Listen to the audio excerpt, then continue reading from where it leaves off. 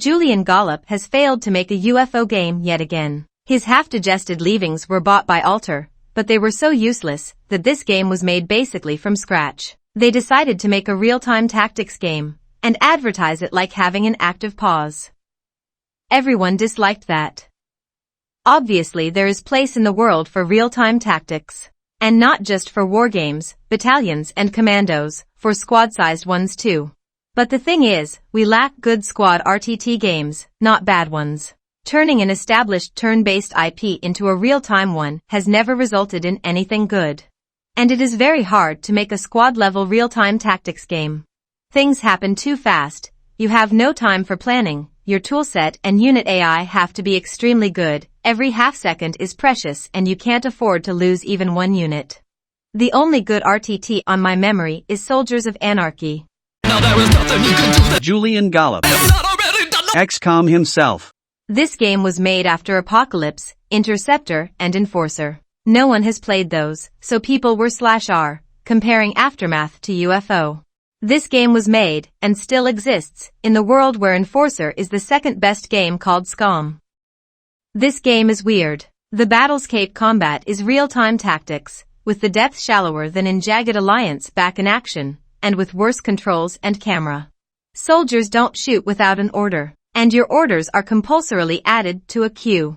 Instead of sometimes pressing Shift to queue the orders like in the proper games, you always press Alt to make your goons execute the orders instantly.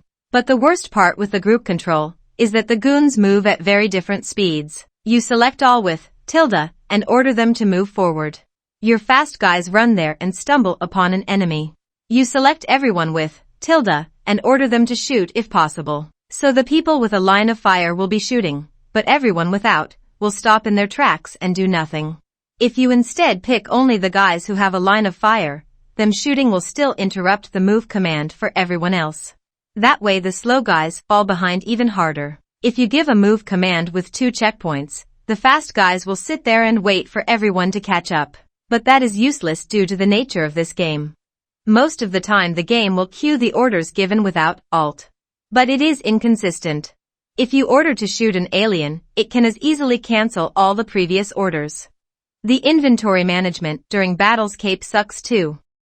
You can't climb roofs, can't enter buildings. There are no jetpacks or real verticality.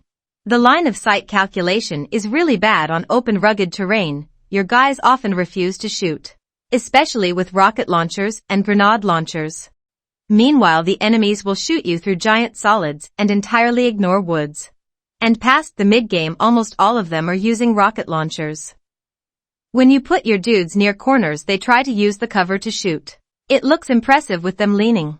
But it is not reliable at all, and the enemies still can damage them. There's no hearing system at all, so on some maps you can run circles around the map before you find the last bug. When you enter the saucers, and on some outdoors maps, when you spawn you are already surrounded by the enemies who are already shooting you. The saucers are super tiny and you just roll the dice until you manage to survive.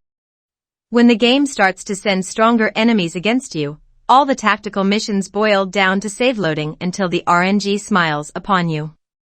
The combat is loose, the game as a whole is not involved, low stakes, and low agency. In UFO, you are in control of the game, here, the game is in control of you. The real-time tactical combat in this game is not tactical at all, and it is pretty bad. But even when compared to slightly better combat of BIA, this is still a better game, because the tactical battles are not the core experience, and not the only gameplay in this game. There's also the Geoscape, which is equally broken and janky. The interception is not involved at all, you just watch a pre-baked cutscene. If you accidentally press the button to not interrupt you with that type of messages, the game will just allow the saucers run free until the end. And they are represented by tiny red dots, same as your own red planes. So you can't reliably manually spot the saucers. Every base you capture can be converted to one of the 3, 4 types. Research and engineering ones speed up the according actions. Military bases serve as logistics exit points from which your troops can fly out. And bug-repellent bases can prevent biomass from consuming them. You have only one chopper, so you can participate in only one operation at a time. It's amazing just how much this unpopular small game has influenced XSOM. You even have the same team rotation. In UFO you have your goons and your transports, you mix and match and equip them any way you want. When you are limited to only one chopper, you have to manually pick your team of not wounded soldiers before every sortie, while the wounded ones are inaccessible. You get new soldiers randomly as they join your survivalist camp. And you can even get 2 aliens. I don't think they are very useful since they can't wear any armor. But I didn't try to play with them. Besides healing, you can train your guys when they reach prerequisite primary stats. I don't know what is exactly the point. You can manually level up the same stats, and you can train a goon in every field possible. The missions randomly appear on Geoscape. They describe the type of the mission and show for how long they will be available. I don't really understand how the expiration time for the missions is calculated. I don't think it's even possible to do every mission. The good innovation here is that the missions don't just expire, they are delegated to the AI and it even has a chance to win, without your involvement. The game has a kinda good fight/research balance. A lot of research topics are finished in time it takes your choppa to reach the mission site. The real-time battles are usually quick and short on these tiny maps. Though, even in real time, the base cleanup missions are more annoying in the same proportions. You just run in circles looking for the last strugglers.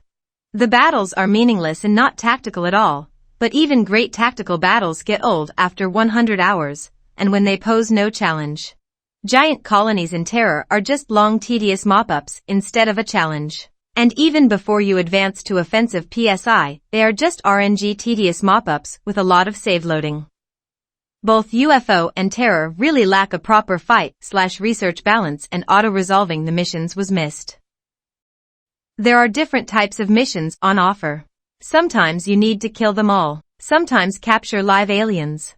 If your stupid interceptor got shot down, you can extract the pilot while taking one less goon with you.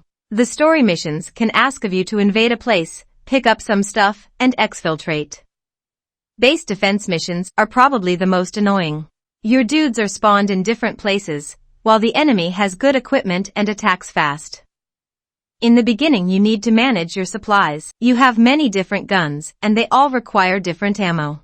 You pick up weapons from some of the enemies, and you get random loot drops of your tech level from time to time. Which is stupid, but kinda fits the setting.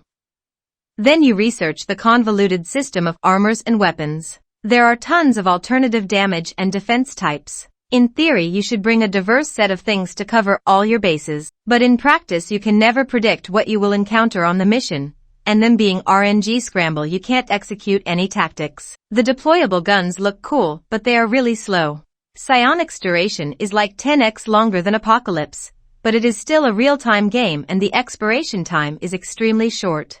Psionics are way more dangerous against you. But then again, just kill the puppet master ASAP. All the plasmas, warps, alien rockets, which kill your goons with one shot, no matter what armor you use, in your hands damage the enemies very slowly. I think once you have enough heavy armors and enough of heavy cannons and their ammo, you don't really need anything else. Even at extreme strength the goons will walk extremely slow at 8x speed, but that only matters to you. There's no point in running during the combat past the early game, and your goons will still die from 1.5 hits all the time. But since they can kill most of everything in 1 second, it's net positive. The enemy can't take a second shot at you, if it is already dead. Only the enhanced plasma can compete with these super heavy guns. But even so, so much varied nonsense equipment is still better than universally good heavy plasmas, or sonic cannons which you use exclusively starting with the first week. I like the outline of the story this game provides, even if the storytelling sucks. In 1940s the aliens come to Earth to trade with UN for art. A group of mad alien scientists and their supporters blew up the dimensional gate in 2004 and seeded the Earth with spores to turn everything into LCL and then, from all that biomass construct a planet-sized brain. The alien government forces can come no earlier than 2024, if they even would want to. Near the end of this game the aliens even propose to the non-Cronenberg survivors to relocate them to a space station, as an alternative and canonical ending.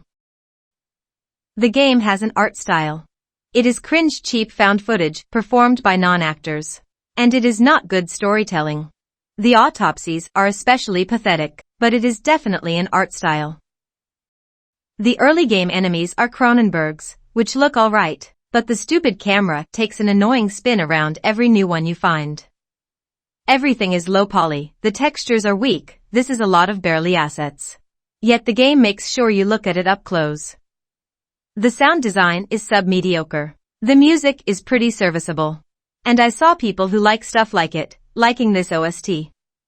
The game runs on bad tech, even for the time. The resolution is locked and it's below 1600. There are minor bugs, like the faces can get stuck in a loop of talking animation. This game has some interesting weapons, the story is somewhat interesting. But there's barely any gameplay. The game is short, it probably can be finished in 15 hours. I spent 20. While the real-time tactical combat is even worse than in JA, Back in Action, UFO, Aftermath is too short, easy, and pointless to be hated. All in all, it is even better than XSOM, and 10 times better than Apocalypse.